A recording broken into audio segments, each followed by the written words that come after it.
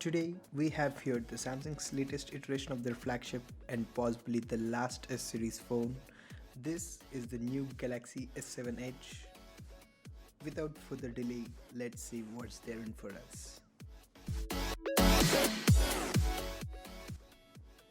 Let's take a quick look at the back of the box. It has Qualcomm Snapdragon 820 chip. We have 4GB RAM, 5.5-inch Quad HD screen, 12MP dual pixel rear camera and 5 megapixel front camera.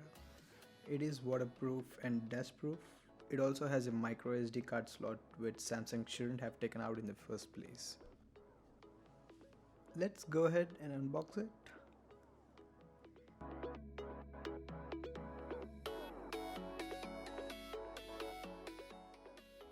We can see the Samsung changed their boxing style. It's not the wood colored box which we generally see. This has much premium feel to it.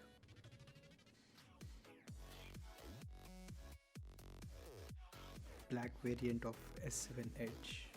Here it is. It feels like a premium high-end phone. We'll go deeper into it. Before that, let's see what else we got in the box.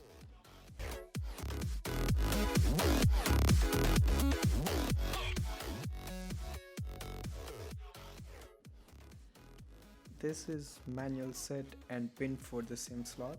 Many of us will never even open this and I'm gonna ignore it too. Here is the standard Samsung fast charger.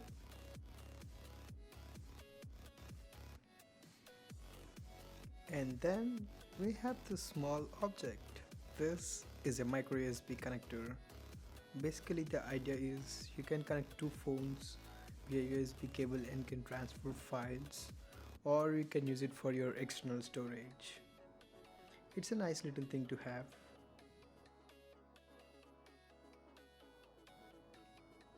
We have the standard earbuds that comes with the Samsung flagships, which sound pretty average. Nothing fancy here.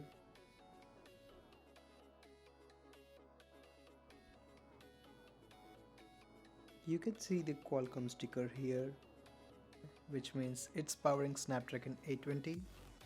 This is the SIM slot, which Samsung is calling hybrid SIM slot, which means you can keep a second SIM or a micro SD card up to 200 gigabytes.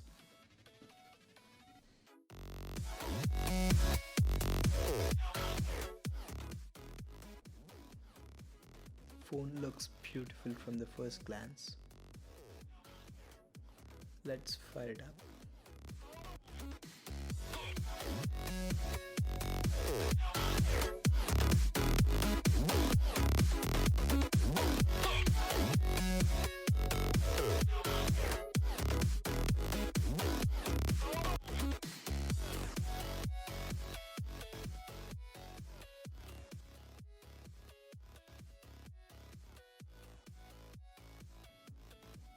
This is the basic Android setup. Let me skip this part. We have the typical Samsung architecture here. There is a 5 megapixel front facing camera, earpiece and the two sensors. The Edge screen is just beautiful from both sides.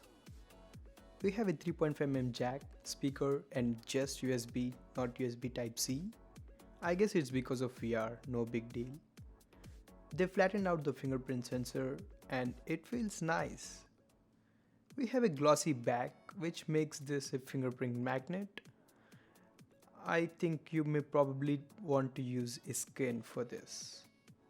Edges on the back are also curved, which makes it comfortable in the hand. Camera bump is a huge improvement. Do you remember the bump on S6 Edge Plus? Well, they certainly flattened it out, not to the surface, but to a level where it will not bother us. The first thing that comes to your mind looking at this phone is display. It's absolutely stunning. Samsung is the undisputed master in the display. Note that I have backed up my apps during the installation, so some of these are not bloatware, but they're my personal apps. To see the colors, let's play a 4K video and see how it looks.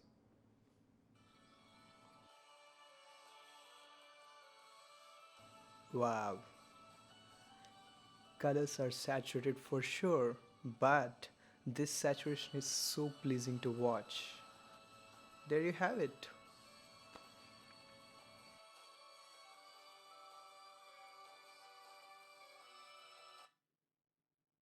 We have a new feature this time called Always On Display. We can toggle this option in the notification bar. It gives you time, date and battery or calendar, or you can place an image. It doesn't take much battery at all. In fact, it took only 8% of my battery for an entire day.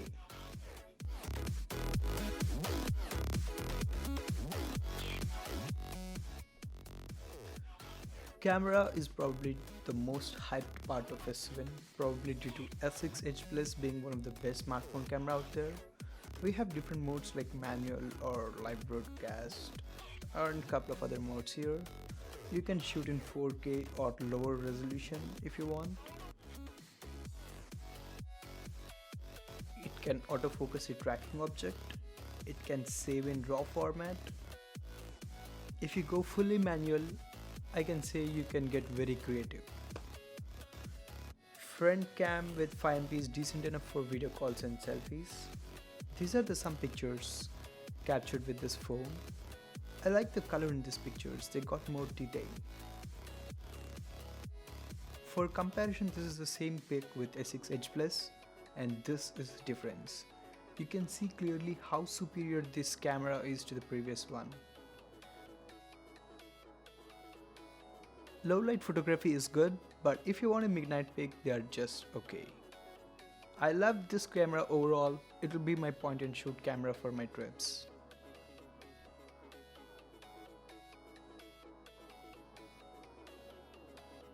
We have the flipboard briefing on the left side, which you can turn it off if you don't like.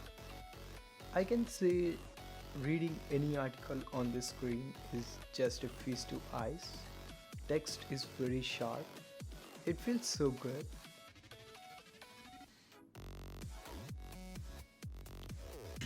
If you are a gamer like me, it's pretty obvious this phone will handle the games very smoothly, but what's exciting is the options they give us while playing the game. You can choose no alerts during the game, maybe if it's a weekend, and let me show the game tools.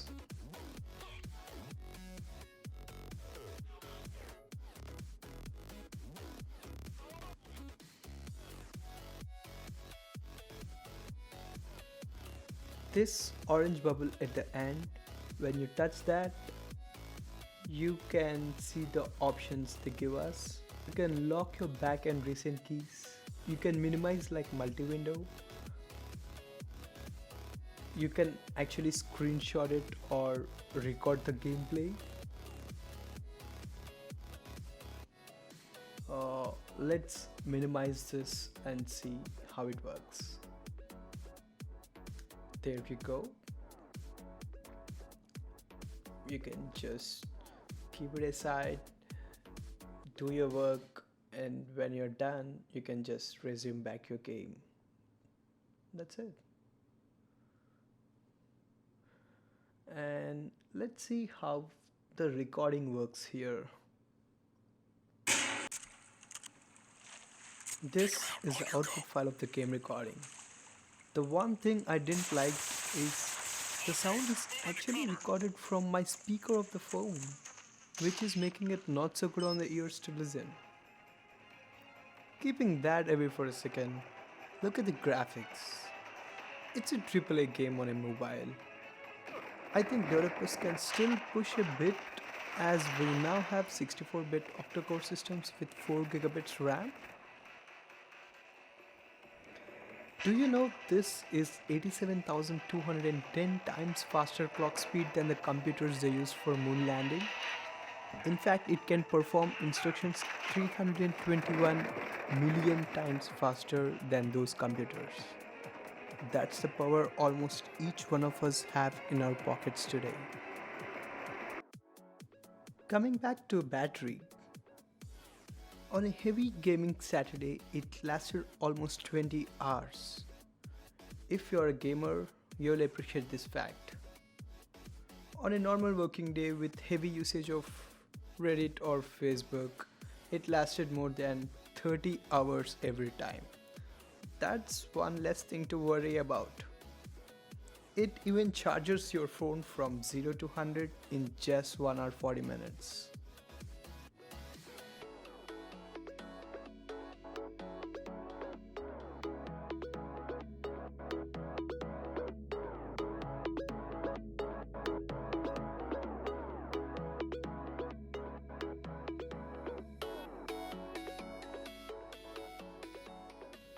Finally, we knew this is water resistant and I want to drop this into a bowl of water for now, though I have many fun ideas later.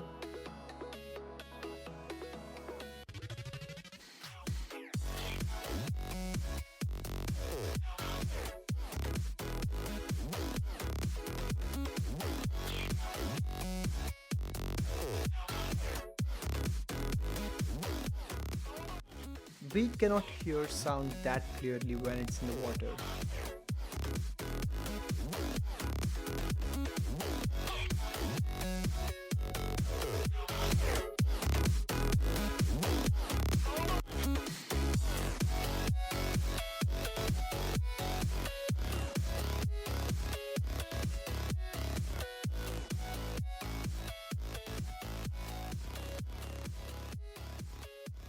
This is a good thing to play around with. Just for fun, you can wash your phone under a tap of water if you want.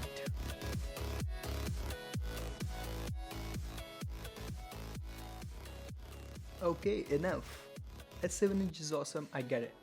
But how superior it is to S6 Edge Plus?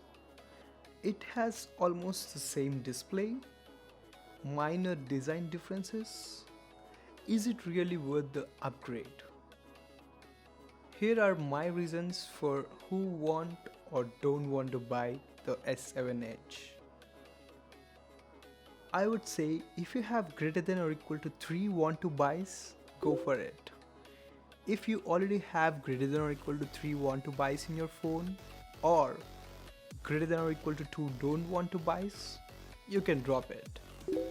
If you ask me to close this review with one final phrase, I would say almost perfect.